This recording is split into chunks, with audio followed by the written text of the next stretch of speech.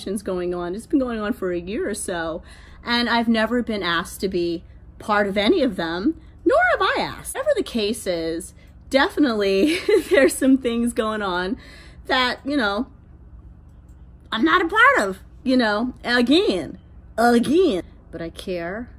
There was a representation there. These are very, very interesting times. And I find it funny at this time and point that I'm not included. So anyway. Recently, some really interesting claims were made about some of the cast members of the beloved 90s sitcom Boy Meets World by the show's only black lead, Trina McGee, who played Sean's love interest in Topanga's BFF, Angela Moore. She opened up about the unfortunate racism that she experienced while on the show and how those experiences still affect her till this day. Trina went on to say that she couldn't shake the hurt of some of the words and situations that were said. She went on to call out her castmates by writing that the main actors on the show, which include Ben Savage, who played Corey Matthews, Danielle Fishel, who played Topanga Lawrence, and Will Friedle, who played Eric Matthews, had, quote, cowardly egos. It is suspected that Ben Savage was actually one of the biggest culprits of them all, as he is known to have a huge ego. Trina made sure to point out that Ryder Strong, who played Sean Hunter and her love interest on the show, was not included in this call-out. Fans, of course, were able to rejoice in that information because everyone loved Sean and Angela together. Trina said, I did my job and I expect my due. At times, the tension of the disrespect was extremely stressful. 25 years old at the time, raising a family, and did not deserve to be thinking about this. None of those 3 colleagues had children, just cowardly egos and hot diarrhea mouths. She added, I feel like I'm always the one who had to forget it and move on. You could get sued, you could get fired, you could ruin this person's career. What about me? What about all this stuff I'm taking and ingesting in me and not really totally realizing how much it's lowering my vibration, my self-esteem? Trina first revealed on Twitter back in January that Will Friedle, who played Eric Matthews on the show, was the one who called her Aunt Jemima while she was getting her hair and makeup done on set. Calling a black woman an Aunt Jemima is, of course, a racist name, as it perpetrates the myth of happy black servitude, mascots that were intended to let white consumers indulge in a fantasy of enslaved people as submissive, loyal, and pacified. Trina says that she was on the receiving end of other racially insensitive comments over the years while working on the show as well. On the Will Friedle situation, she said, I don't think that Will at the time really understood the depth of that. He's not a black woman. I didn't have a hairdresser on set of Boy Meets World. All those little micro braids you see, I stayed up all night doing them right before I went on national television for myself. Trina said that Will has since apologized to her many times over the years for his insensitive comment, adding that he didn't understand how his remark would hurt her. Trina has also spoken out about how at times she felt outcasted by the cast. She went on to say, I saw 4 white figures constantly moving, constantly getting invitations to conventions, she recalled. So to me, that gave me the feeling that I'm kind of being iced out or something. Then recently, with the success of Disney Channel's Girl Meets World, Trina reprised her role of Angela Moore. While reprising her role, she admitted that someone on the set was very rude and dismissive of her. Later on, Danielle Fishel admitted via Twitter that it was her that was rude and dismissive. She apologized for her on-set behavior.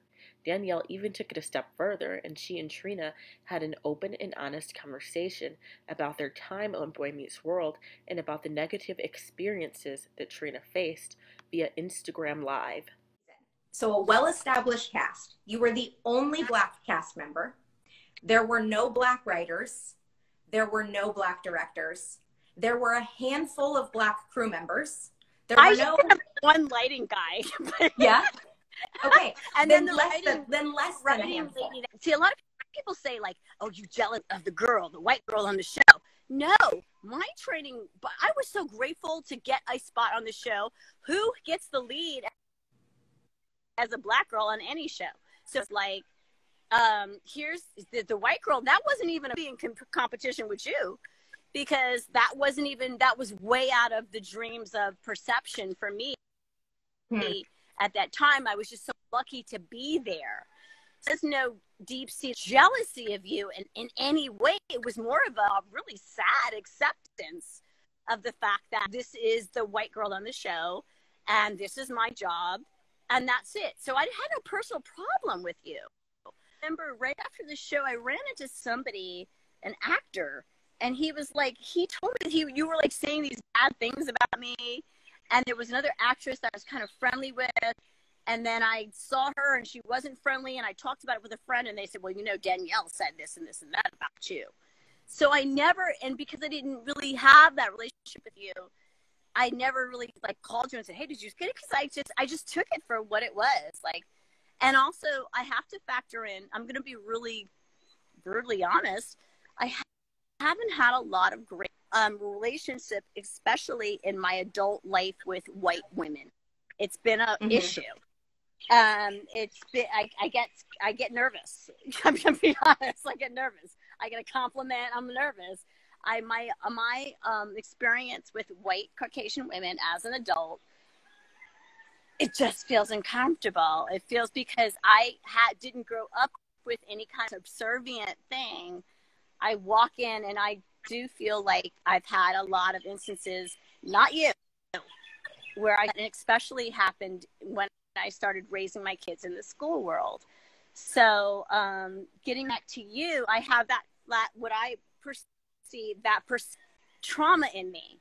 So now we aren't communicating for a couple of years. Some actress says to me, she doesn't like you. I take it in, I ingest it as truth without checking. Then I get when I got to the Girl Meets World set, what I did notice when I came on the set, no, I did it once. Okay, this is my experience. I'm going to be honest, but when I came on the set, I couldn't be like to Michael and be like, what do you think? Even Ryder was guarded. I couldn't be like, hey, Ryder, you know, let's change this, and let's change this line and make everyone laugh and accept what we're going to change it to.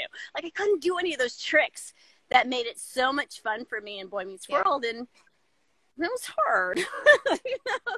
For me, it was hard. I don't like that stuff. You know, I like family. I like, and it wasn't that. It was times were changing. So you were under that vibration also, and I took it personally. You know. Well, yeah, I mean, by the way, it's not just that I was under the vibration. You're giving me too much credit, to be honest. It's not, that set was definitely a different environment. It wasn't the same warm environment that Boy Meets World was. Girl Meets World had a lot of power struggles. And at the time that you came and were guest starring on the show, I was, as you know, because I've told you this privately, I was going through a divorce. Will you tell people specifically what happened when we did see each other on Girl Meets World? And I see you, and I was weary of seeing you. Because I was weary of seeing you on Girl Meets World the first time, the crimped hair, because I had already heard from an actress that you didn't like me. So when I had rumors. One thing you said to me bugged me out, and it was in popping, but I'm going to ask you now live. You said, hey, how you doing? And then under your breath, you kind of said, what are you doing here? Oh. And you probably, but because I had that in my head that it was like, am I? You know, like, what do you mean? What am I doing here? I'm coming to visit the show. I'm coming to see what's going on. And I don't know. I don't want to put words in your mouth of how you felt, but you may not. But what are you doing here? It cut through me, like you know, it cut through me because like I shouldn't have with her.